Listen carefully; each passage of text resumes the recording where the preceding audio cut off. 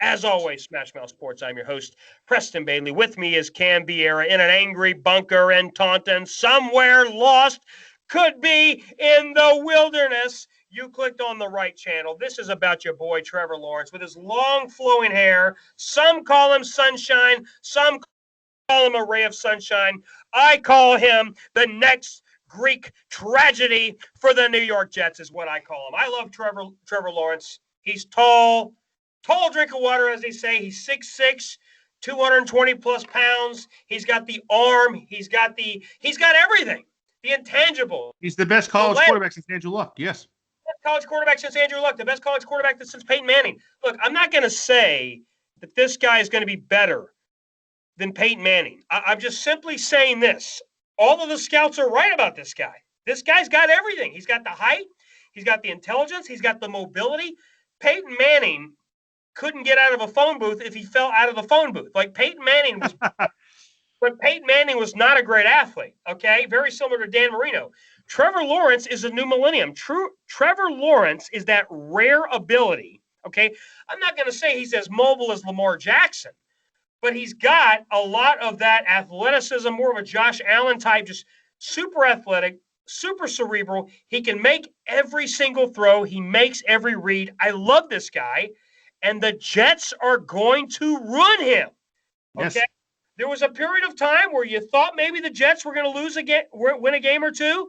They almost won twice, and they blew them both, yeah. They almost won twice. They've blown them both, which tells me the Jets are tanking on purpose. They're not tanking for Tua. They're tanking for Trevor.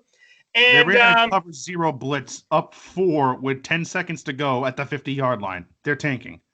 So here's what I did, Cam, and then I'll wait for your response. So I sent out a tweet to Trevor Lawrence again today. Shocking no response from Trevor Lawrence.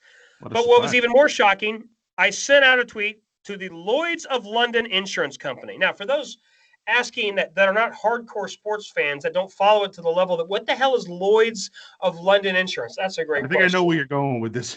Lloyd's of London is the most popular insurance company that sells insurance to elite college athletes.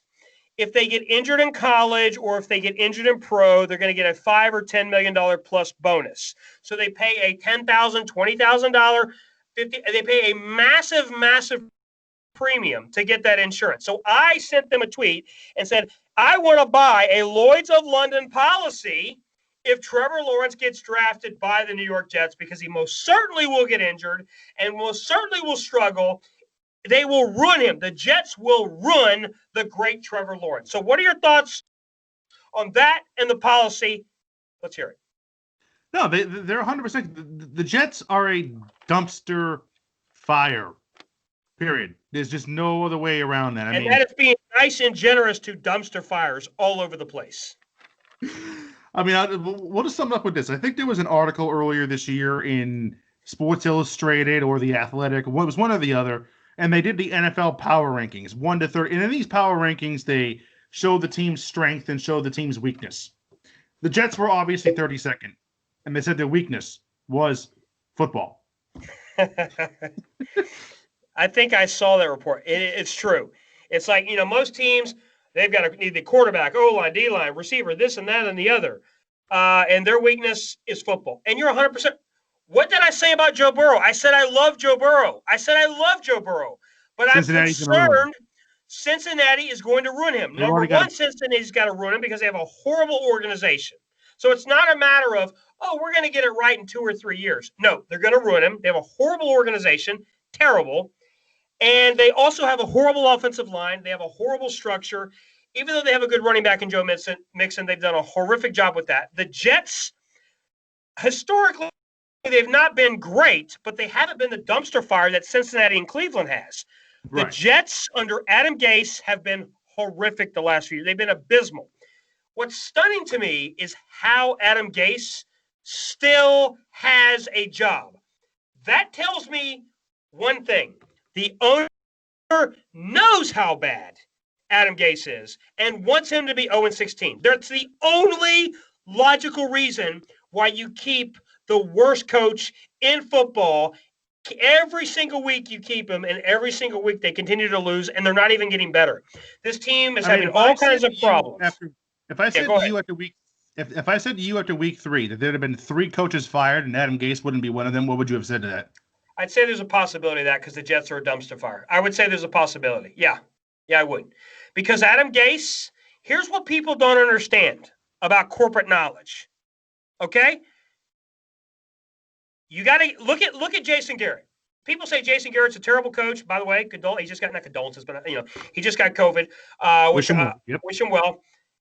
Jason Garrett was not a good football coach. That is not what keeps you a job. This is what fans don't understand. It's not when you're the head coach. Yes, I know the GM's above you in some organizations, but in most cases, if not all, the owner is the only guy above the head coach. Correct. Most head coaches are GMs now. You're right. If the owner, and even if you're not, you still have more power in many cases than GM.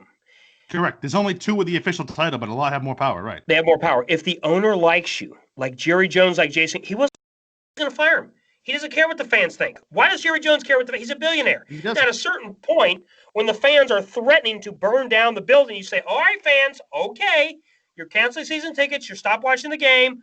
Now it's affecting my money. Now we got to get rid of Jason Garrett. Same thing with Adam Gase. I guarantee you, Adam Gase comes in every week for their Monday morning meeting. Hey, boss. Hey, Mr. Johnson, you're doing a great job. You're owning the team. You're doing great. Woody's like, you're terrible. You're right, boss. I'm terrible. Oh, and he agrees with everything he says. Okay, and that's how the hour-long meeting goes. Hey, boss, you want some more donuts? You want some more bagels? No, I'm good. Now don't you lose again, Adam Gase. Okay, I won't lose again until next week, until he loses again. And then every week he's like, I'm not going to lose next week, and then he loses again. And now I think they have a handshake agreement. Don't lose, but kind of lose, because they're not allowed to tank. But the 2 games they've almost won, the Patriots and the Raiders game, they've intentionally kicked away both of those, 100%. They butcher both of those. They could have easily won those. And so Le'Veon Bell, they traded, they got rid of him. Jamal Adams, they traded. They got who else? You said? Oh, Steve McClendon. Yeah. So I mean, they're all their good players. Linebacker to Pittsburgh, I believe. Yeah. It's a dumpster fire. So no, and I'm being totally serious. It's not a hot take. I want Lloyd to London to retweet me tonight. I'm not playing games. I want to buy insurance right now because I would hate for Trevor Lawrence to end up like Joe Burrow. I would hate that. This guy's been talked about for years now. This guy has been the best, hottest college prospect we've seen in many years. Okay, since Elway, Montana, Peyton Manning, you name it. Yeah, Elway, Manning, that class. This guy checks every box you can imagine. So like and subscribe to the channel. So I'll give you the final thoughts on this, Cam, and then we'll wrap this video up. No, I hope the Jets do win a game because I don't want Trevor Lawrence in my division. So I prefer him in Jacksonville, 100%. I mean, so for selfish reasons, but you took this into a route I didn't think you were going to go down. So you gave us a couple more minutes to juice here. So for selfish reasons, you don't want him to go to the Jets. Now, if you bear with me for just a minute, we're going to extend this video for a couple minutes now that you've piqued my interest.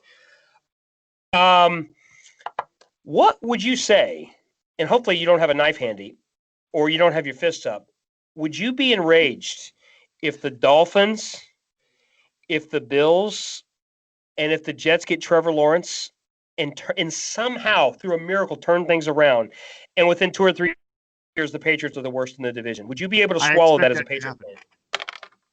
Wow.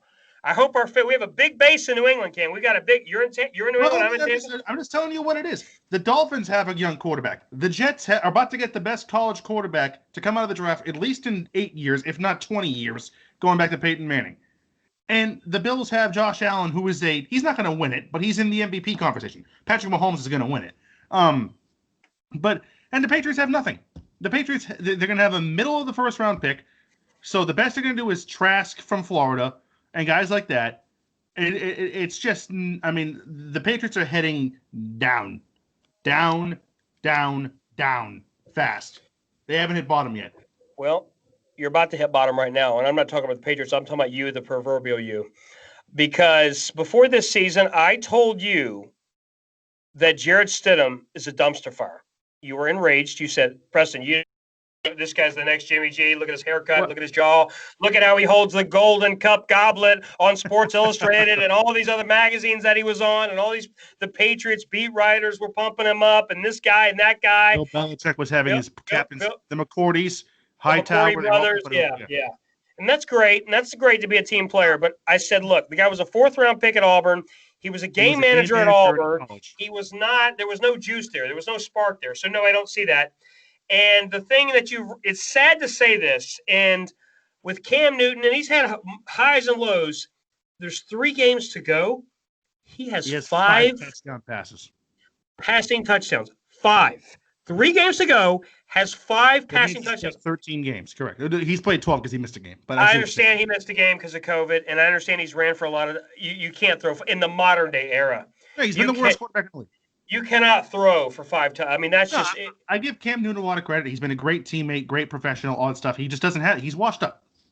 He's taken a beating. His body – Cam Newton's strength was never – his reading the defenses. It was never his. Yes, he had a big arm, but it was never his precise passing. It was. He was in your division, top, right? Over the top, running the ball, mobility. That was his thing. Being the bull at the goal, and he's been a bull at the goal line this year too. He's done a great job with what does he have? 11 or 12 rushing touchdowns. Yeah. Yep. Okay. Yeah. So we'll see. But all right, like and subscribe. We're gonna wrap that. You were gonna say one more thing? No, I'm good. You're good. Yes. All right. Like and subscribe. Thanks again. Smash TV Radio.